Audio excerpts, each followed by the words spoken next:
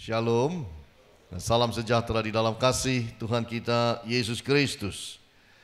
Kalau ada orang umur 70 tahun, 75 tahun, 80 tahun, kira-kira kerjanya apa ya Bapak Ibu? Oh Pak, paling duduk-duduk aja di rumah Pak, kasihin yang namanya apa itu remote control sama suster satu, kasih kuaci, kacang, keripik, duduk nonton TV, kayaknya udah bener itu Pak. Kalau capek kasih tukang pijet satu, beres Pak.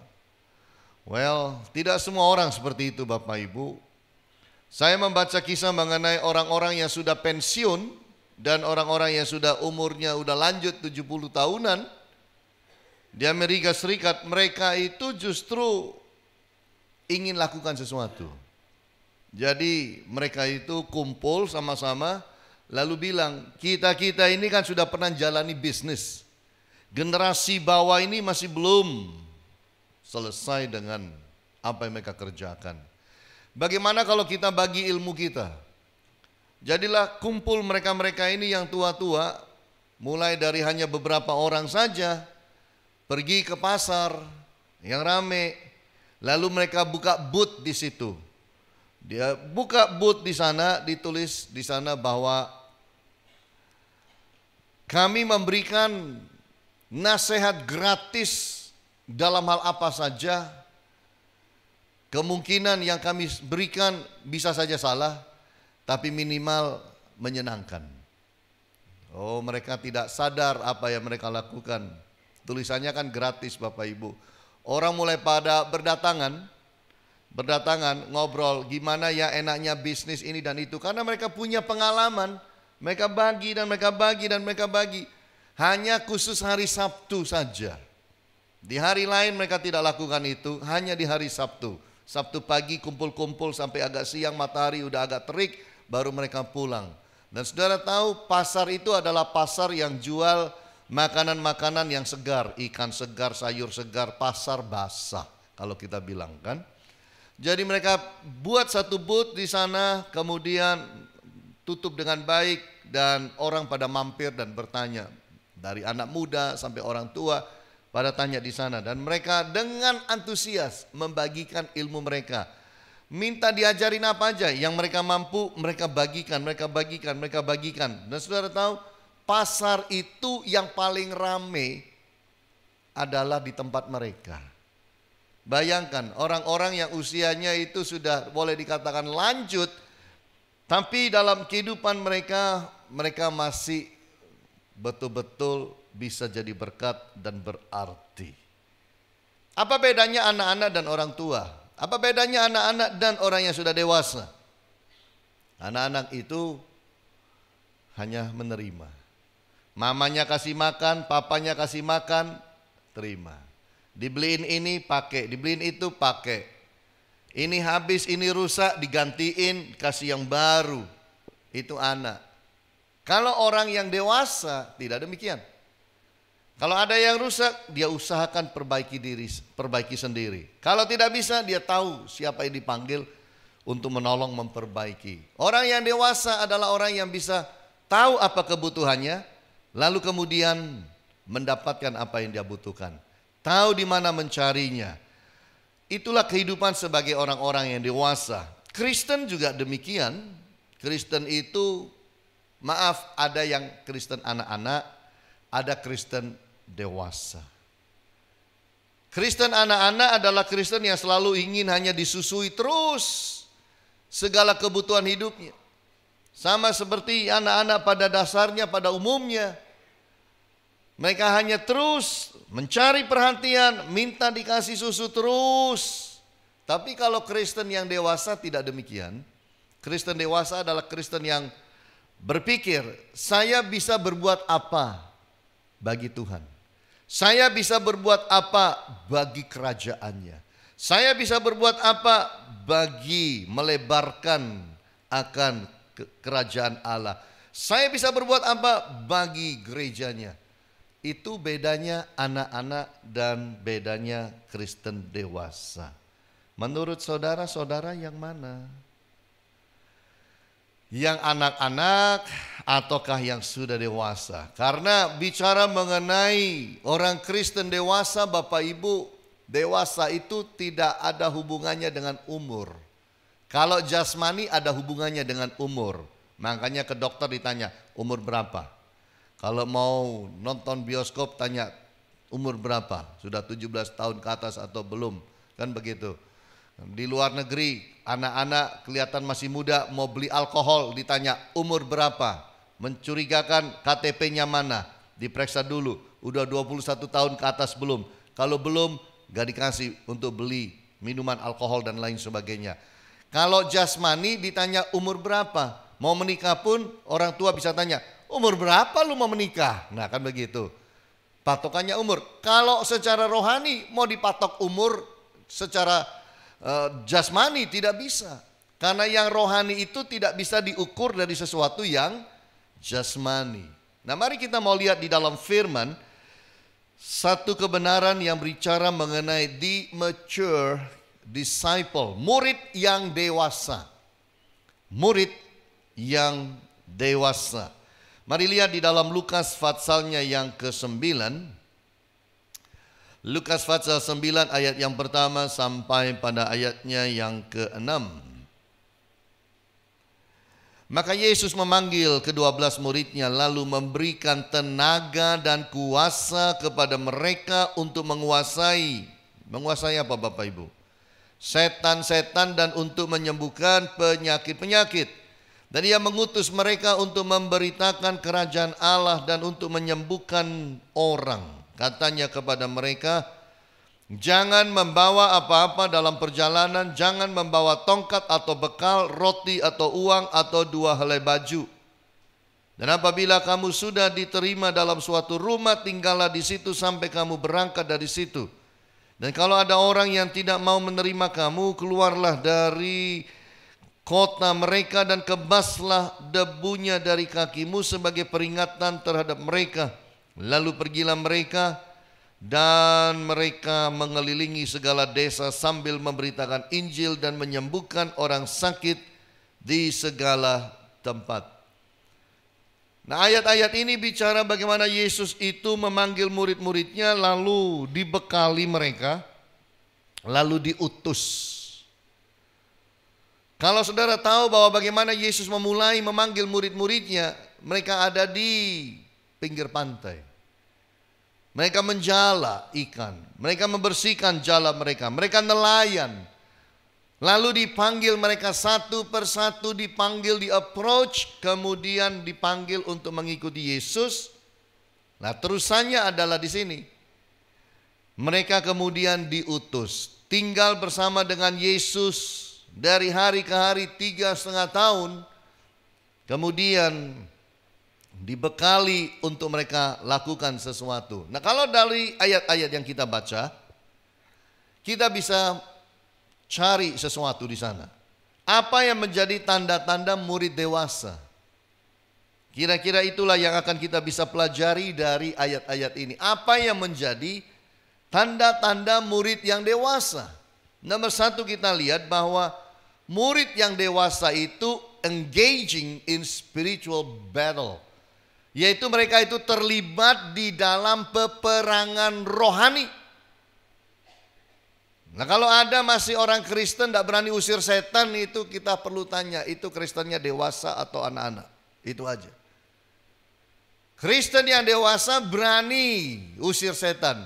Kristen dewasa adalah orang Kristen yang berani diperhadapkan dengan kuasa-kuasa dan berani usir dalam nama Yesus.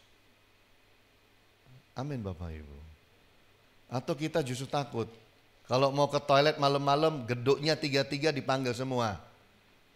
Siti, Aminah, sama satu laki-laki pula.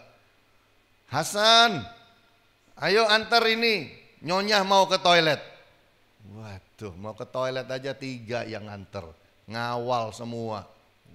Karena gelap. Kristen yang dewasa berani masuk di dalam peperangan roh. Kenapa? Karena mereka hidup dengan God's authority. Mereka hidup dengan otoritas Allah. Ada otoritas Allah di dalam hidupnya. Saudara lihat bahwa dikatakan di dalam ayat yang pertama itu, Yesus panggil muridnya lalu memberikan tenaga dan kuasa. Apa itu? Diberikan otoritas pada mereka. Otoritas untuk menguasai setan-setan dan menyembuhkan penyakit-penyakit. Dan kalau saudara itu membaca juga di Markus pasal yang terakhir, sebelum Yesus naik ke sorga, Yesus juga mengembuskan Roh Kudus. Yesus memberikan kuasa kepada murid-muridnya untuk melakukan hal-hal yang seperti ini. Jadi orang yang dewasa, murid dewasa adalah murid yang hidup dalam otoritas Allah. Ada otoritas Tuhan di dalam hidupnya. Kalau Tuhan perhadapkan dia dengan peperangan rohani, menghadapi kuasa-kuasa kegelapan, dia tidak lari. Dia berani usir, dia berani doa, dia berani puasa, dia berani lawan di dalam nama Yesus. Itu murid. Murid yang dewasa. Mereka juga hidup atau live with God's power. Hidup dalam kuasa Allah benar. Tiap hari ada doanya, tiap hari ada pembacaan firman, tiap hari ada hidup dekat dengan Tuhan. Tiap hari masuk di dalam hadiratnya. Ini membuat dia itu dibungkus dengan kuasa Allah. Sehingga kalau terjadi dalam perjalanan hidup, Tuhan perhadapkan dengan kasus-kasus di mana dia harus berdoa dan dia harus mengusir setan, berani dia, bukan lari.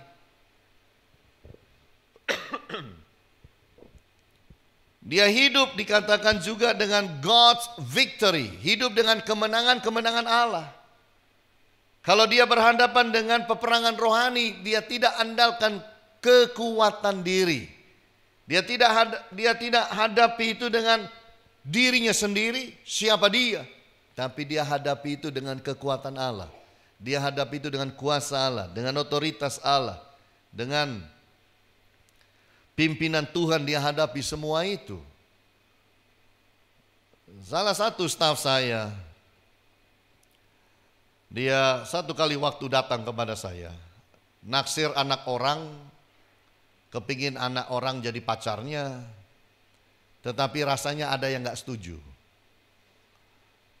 Dari keluarga yang perempuan ada yang gak setuju. Lalu kayaknya dia itu disantet. Jadi datang kepada saya ketakutan. Pak, doain saya dong Pak. Di sini panas semua Pak, di sini. Pokoknya ini panas Pak. Saya rasa kok saya itu dikerjain orang Pak. Enggak, kamu bikin salah apa sama orang? Enggak Pak, cuma naksir anak orang Pak. Naksir anak orang terus kok bisa begitu? Ya naksir anak orang, anaknya belum terlalu senang tapi orang tuanya, ibunya senang.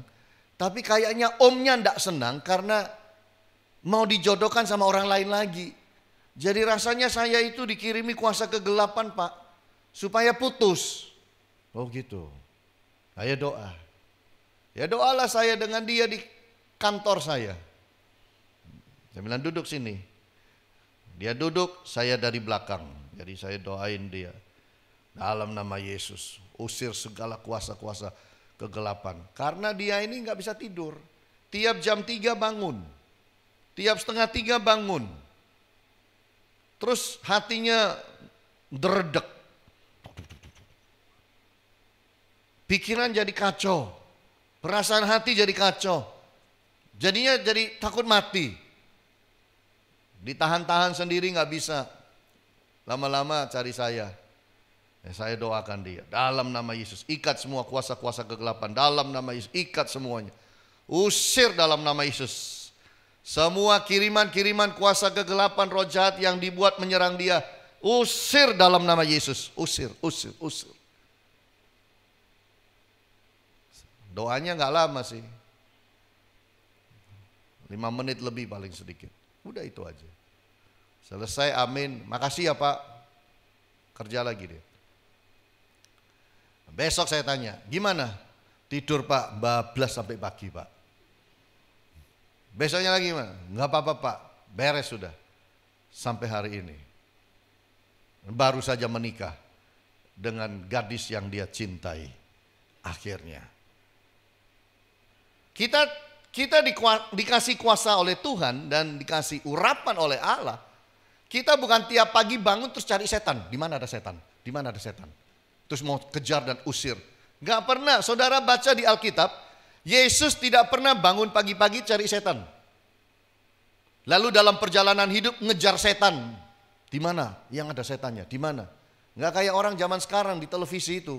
Bawa kru, bawa kamera, bawa lampu, cari di mana? Di mana yang angker? Di mana yang banyak setannya?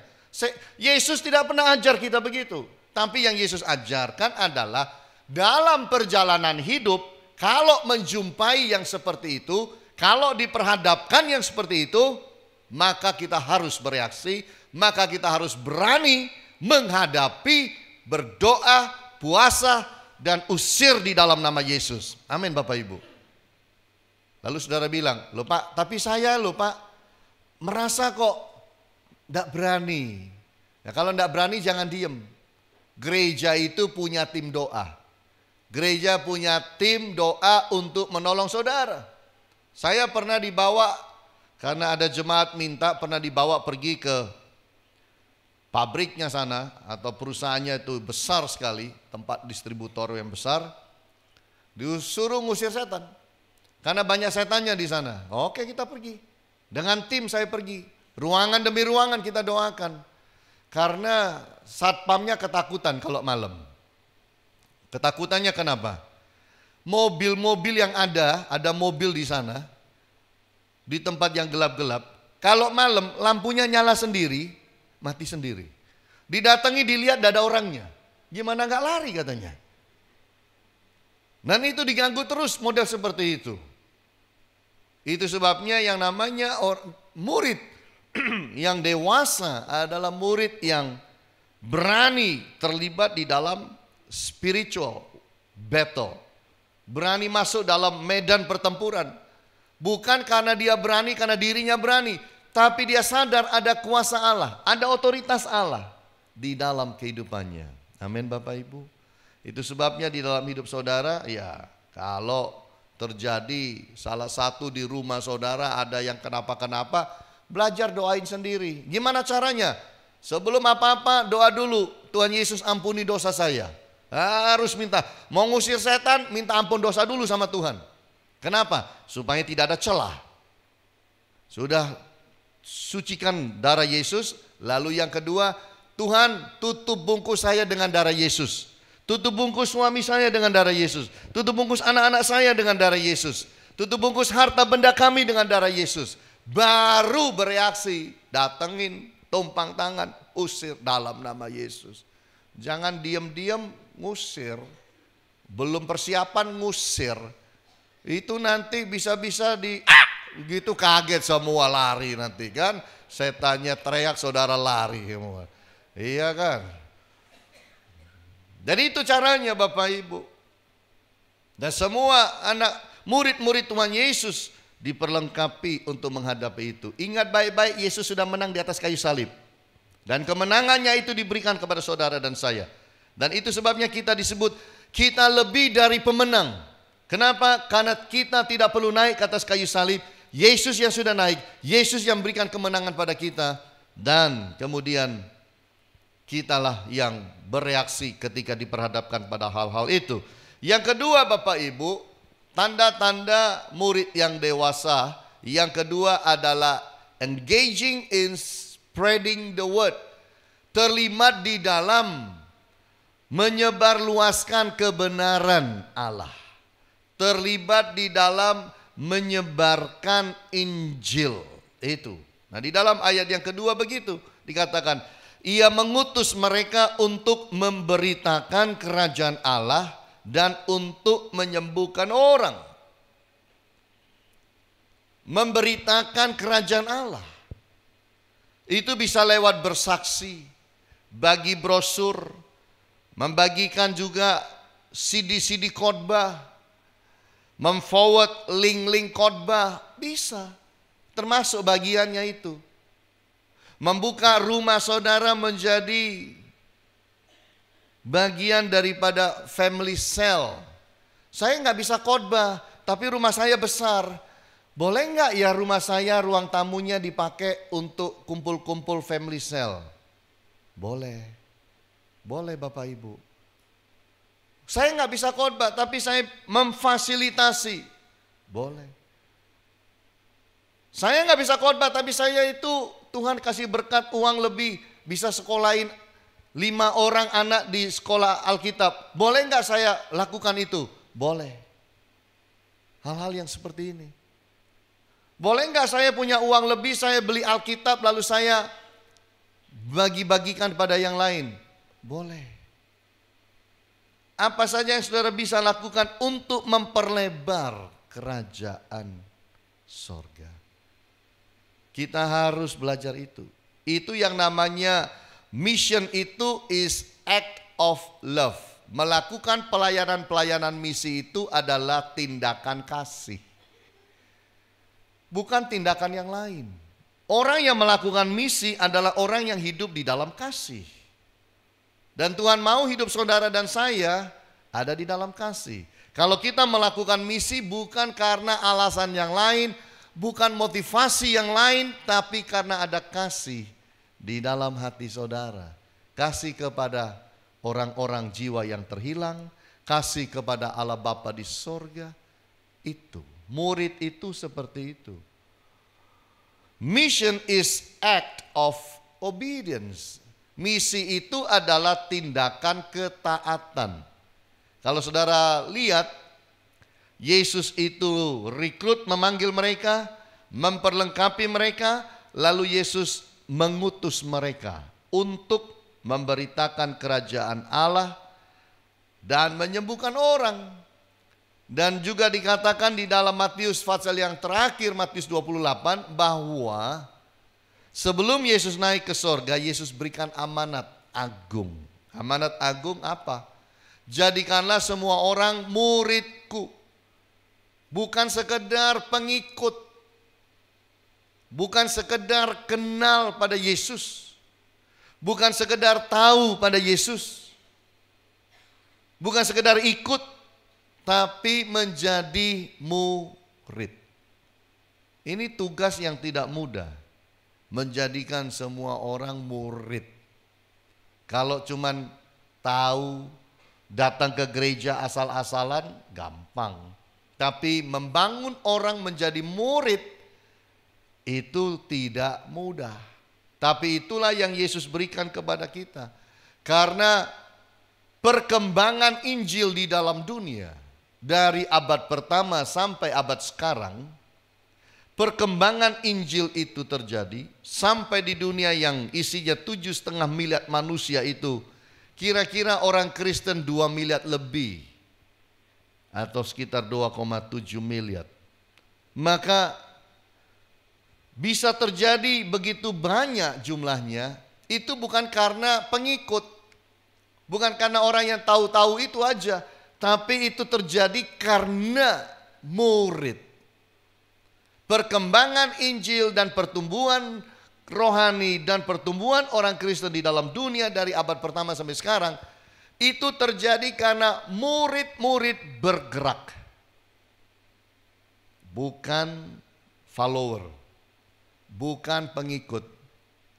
Yang dikasih makan sama Yesus 5.000 orang, belum termasuk perempuan dan anak-anak, itu nggak ngapa-ngapain. Yang dikasih makan 4.000 orang oleh Yesus, follower saja, datang rame-rame saja, hura-hura saja dalam suatu acara mujizat yang Yesus lakukan, mereka nggak ngapa-ngapain. Tapi yang melakukan adalah murid. Makanya di dalam hati saudara harus bertanya, apakah saya murid yang seperti itu? Apakah saya murid yang melakukan sesuatu, ataukah saya murid yang tidak ngapa-ngapain? Sebabnya yang dewasa itu adalah murid yang ngapa-ngapain Bapak Ibu dalam hidup. Gak duduk diam manis aja. Mission is act of maturity. Misi itu adalah tindakan kedewasaan. Kalau tidak dewasa tidak mungkin orang lakukan itu kalau tidak dewasa. Saya baru saja pulang dari hari Kamis, pulang Jumat pergi ke Bandung.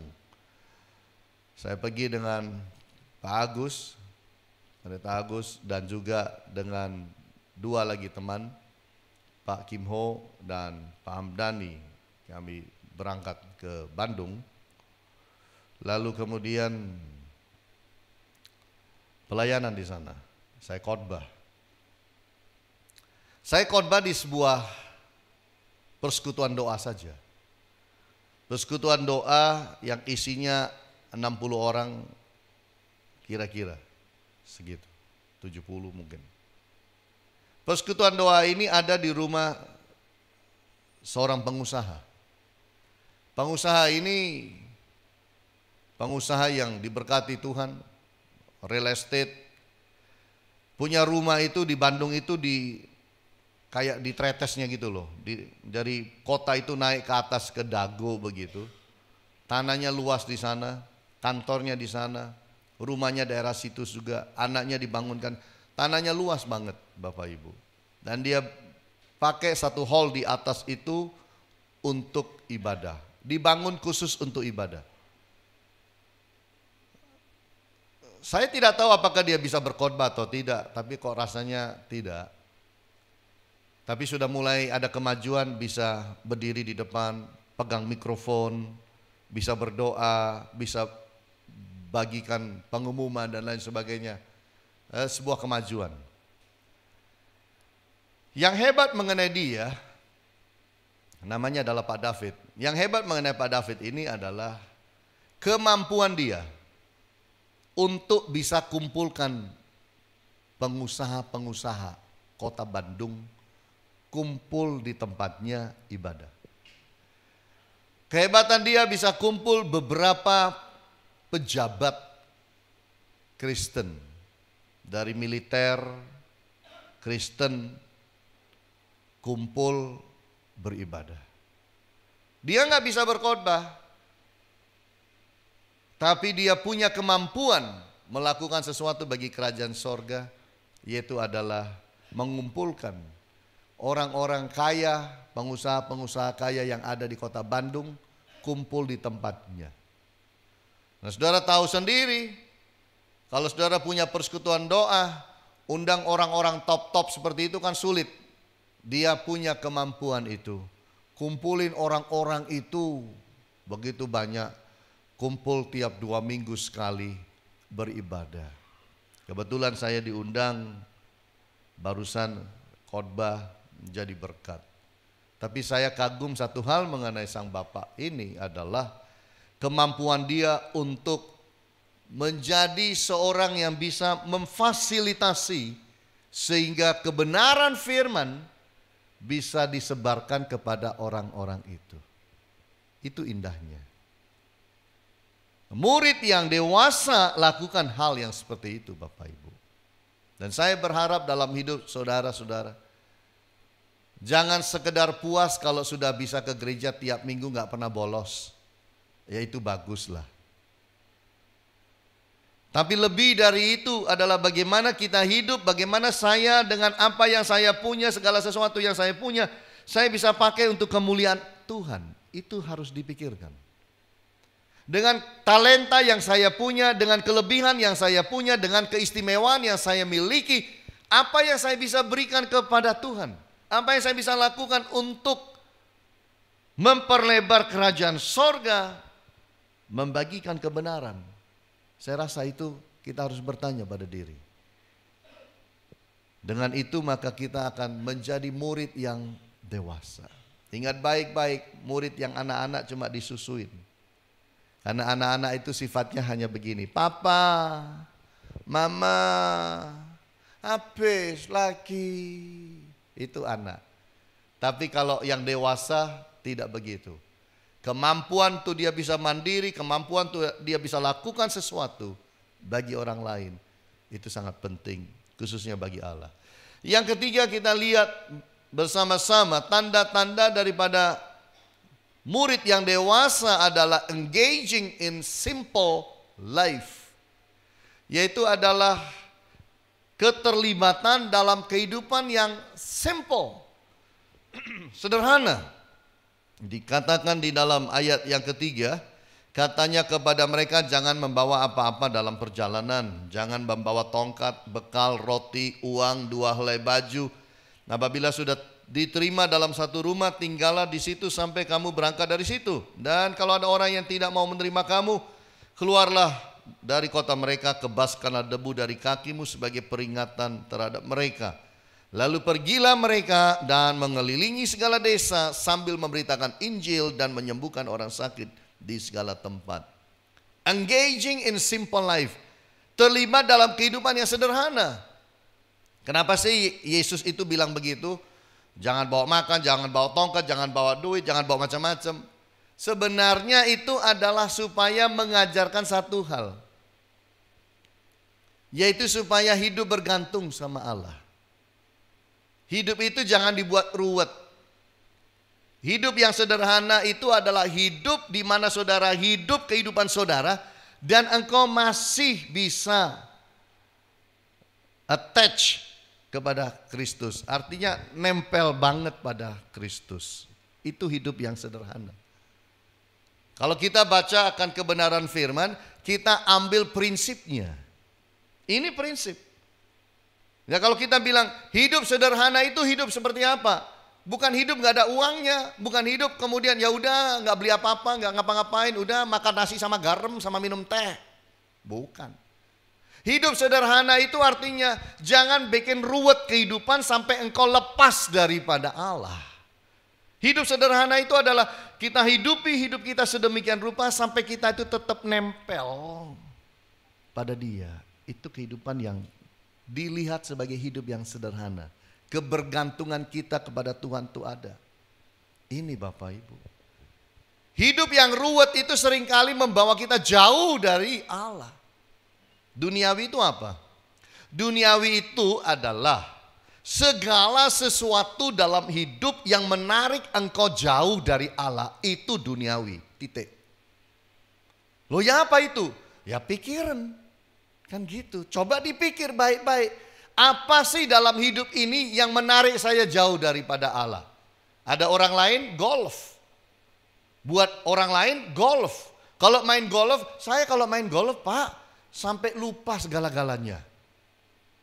Gak Sabtu, gak Minggu, bablas. Gak gereja, gak apa-apa. Nah, berarti golfnya dia itu sudah sampai pada taraf menarik dia jauh dari Kristus. Itu bukan lagi hidup yang sederhana, tapi itu sudah hidup dalam keruwetan hidup. Jadi apa saja dalam hidup saudara yang menarik saudara jauh dari Allah, itu bahaya. Ada anak muda yang menarik dia jauh dari Tuhan adalah yang disebut games. Main games itu nggak ada berhentinya, nggak ada berhentinya. Mau berdoa itu tangannya ketak ketak ketak ketak ketak ketak ketak ketak ketak gitu. Mau belajar ketak ketak ketak ketak ketak, makan ketak ketak ketak ketak. Satu tangan masuk mulut, satu tangan pegang games. Dan main games itu nggak ada berhentinya. Apalagi main games online kemudian terjatuh dalam perjudian games online. Wah, sampai ketagihan-ketagihan. Kalau nggak pegang HP, itu sampai keringetan, kepala sakit, pusing, mual-mual, mau muntah. Kenapa? Karena HP-nya disita oleh papa mamanya. Oh, ini ketagihan game ini. Inilah hidup yang ruwet. Ruwet karena menjauhkan dia dari Allah. Itu.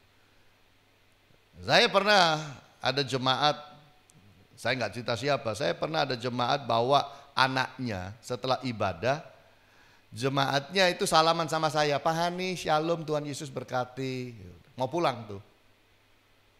Bukan yang waktu saya lagi jejer-jejer jemaat lewat, bukan, jemaat yang salaman saya itu sudah selesai barisannya semua.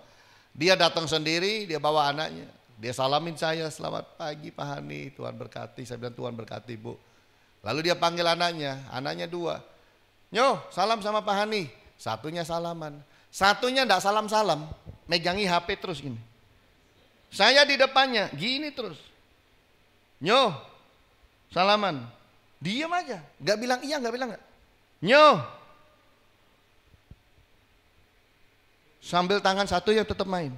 Mamanya sampai minta maaf sama saya. Ya, memang anak ini yang ngono itu. Jadi itu loh, matanya pun salaman sama saya itu asal. Pokoknya tangan dikasih pegangan gitu loh. Sambil matanya tuh lihat sini dan main terus. Kok gitu sih? Udah, terus pergi. Gak niat belas salaman. Gak niat. Cuma ya sudahlah. Namanya anak. Kita kan lebih dewasa. Kita lebih mengerti. Ya udahlah. Tapi mamanya malu luar biasa. Itu di depan saya kayak begitu. Danio di rumah. Betul gak Bapak Ibu? Apa saja yang menarik kita lepas dari Yesus, jauh dari Yesus, itu keduniawian. Walaupun pada awalnya kita lihat itu bukan sesuatu yang berdosa. Tapi kalau sudah bawa kita jauh dari Yesus, wah sulit. Focus on most important. Kita harus belajar untuk fokus pada hal-hal yang penting. Simple life, hidup yang sederhana itu tidak ruwet. Tapi bisa membawa saudara dan saya fokus pada apa-apa yang penting di dunia ini. Ada banyak orang-orang hidup tidak tahu harus fokus pada apa. Ada banyak orang di dalam dunia ini bingung mau fokus pada apa. Fokuslah pada apa yang penting. Perlu kita ambil kertas satu kali waktu nanti malam. Ambil satu kertas putih sama ballpoint, duduk di meja saudara, gak ada orang, diam dengan Tuhan, lalu tulis di situ. Apa sih yang paling penting dalam hidup saya? Tulis nomor 1, Jokowi. Maksud saya,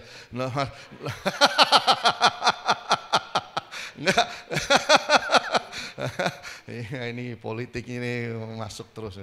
Ya, jadi nomor 1, apa yang penting? Nomor 2, apa yang penting, gitu loh. Nomor 3, apa yang penting, itu Bapak Ibu. Sehingga saudara tahu apa sih yang penting dalam hidup ini yang harus saudara fokus. Nggak semua penting dalam hidup. Dan kita tidak punya waktu untuk semua. Betul enggak Bapak Ibu? Dulu saya masih punya waktu untuk cuci mobil, sekarang nggak punya. Dulu di Amerika saya punya waktu untuk beresin kamar saya, pasang spray segala macam, laundry lain sebagainya. Sekarang berhubung semua itu sudah ada namanya asisten rumah tangga alias pembantu. Saya belajar fokus pada yang lain, yang lebih penting. Makanya saudara harus buat daftar apa yang penting. Nomor 1 adalah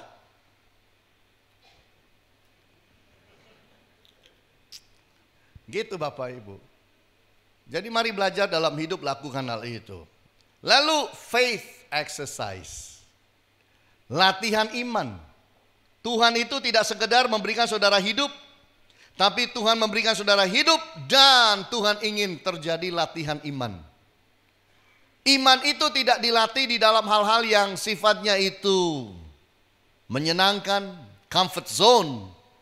Iman itu dilatih dalam hal-hal yang bersifat tidak nyaman.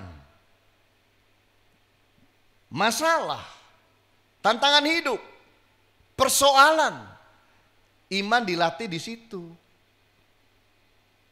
Kapan Yesus berkata, imanmu besar? Wah, kapan Yesus bilang begitu? Kapan Yesus berkata begini? Tidak ada iman sebesar ini yang pernah aku lihat di Israel. Imanmu besar. Kapan Yesus bilang seseorang imannya besar? Waktu dia duduk-duduk makan rujak cingur begitu? Tidak. Waktu dia mengalami masalah dan hadapi masalah dan dia pasang imannya, disitulah Yesus berkata, imanmu besar, jadilah seturut kehendakmu. Iman besar itu kelihatan waktu ada masalah. Iman dilatih itu di dalam persoalan-persoalan seperti itu. Tantangan. Iman itu tidak dilatih ketika saudara keberkatan hidup. Lagi menikmati, iman ini nggak jalan. Iman berjalan ketika mulai khawatir mengenai ini, ngalamin masalah ini, ngalamin itu. Aduh itu kok besar banget tuh masalahnya. Nah, disitulah Tuhan izinkan iman saudara itu dilatih. Dilatih supaya apa? Supaya tambah besar, supaya bertumbuh, supaya meningkat. Itu Bapak Ibu. Jadi jangan sebenarnya saudara berdoa dan minta begini, Tuhan berilah aku hidup yang nyaman, tenang, aman, gak ngalamin apa-apa. Iman saudara mati nanti itu, kalau yang begituan. Tapi jangan pula saudara minta, Tuhan berikan kepada hambamu 20 masalah hari ini. Jangan juga minta begitu saudara. Nggak usah minta, masalah udah di mana-mana, betul ya? Apalagi minta. Jadi jangan pernah minta. Tuhan tahu kapan melatih iman saudara. Jalani saja. Saya baca kisah mengenai seorang bernama Randy Alcorn yang menjadi seorang yang mendaki gunung. Dan dia berkata bahwa mendaki gunung itu, untuk sampai di puncak gunung itu memang ada cara yang gampang. Cara gampangnya apa? Sewa helikopter Pak. Sewa helikopter kita langsung sampai ke atas. Tapi kalau mau betul-betul mengalami bagaimana susah payahnya, otot itu kemudian dilatih, nafas dilatih, disiplin dilatih, kemudian keterampilan daki gunung dilatih, ya nggak boleh naik helikopter. Jalan kaki, bawa beban itu, bawa tongkat, bawa tali, bawa segala macam, dan merangkak naik ke atas. Dan Tuhan lebih suka milih yang itu daripada kasih saudara helikopter, tiba-tiba naik sampai di atas. Tapi seorang yang dewasa adalah dia menjalani bagaimana mendaki gunung, bagaimana kedinginan, bagaimana kepleset, bagaimana jatuh mungkin, bagaimana takut, bagaimana harus bertahan. Inilah kerjaan orang-orang atau yang disebut sebagai murid yang dewasa. Mari dalam hidup saudara dan saya, kita pahami bahwa dewasa itu sekali lagi bukan masalah umur. Bukan secara yang jasmani. Dewasa rohani yang menjadi fokus Allah. Dan orang atau murid yang dewasa adalah murid yang terlibat di dalam spiritual battle. Murid yang berani mengalami pertempuran rohani dalam hidup. Murid yang kedua berani adalah engaging in spreading the word. Melakukan dalam kehidupannya, membagi kebenaran firman, menyebarkan kebenaran firman, membuka fasilitas-fasilitas sehingga kebenaran firman itu lancar karena dia juga. Dan yang ketiga, engaging in simple life, bagaimana hidupnya itu sederhana. Sederhana bukan artinya tidak punya apa-apa dalam hidup. Sederhana dalam arti tidak usah bikin hidup ruwet sampai kita itu lepas daripada Yesus. Tapi biarlah hidup itu begitu sederhana sampai kita itu terus melekat kepada Dia. Itu hidup yang sangat sederhana. Dan kalau kita lakukan itu dengan baik Bapak Ibu, ada banyak kemajuan. Baik dalam hidup kita, dalam rumah tangga kita, di tempat kita bekerja, dalam pelayanan kita, dunia di sekeliling kita, lingkungan kita, komunitas kita akan mengalami berkat melalui kehidupan saudara dan saya. Tuhan Yesus berkati. Haleluya. Amin.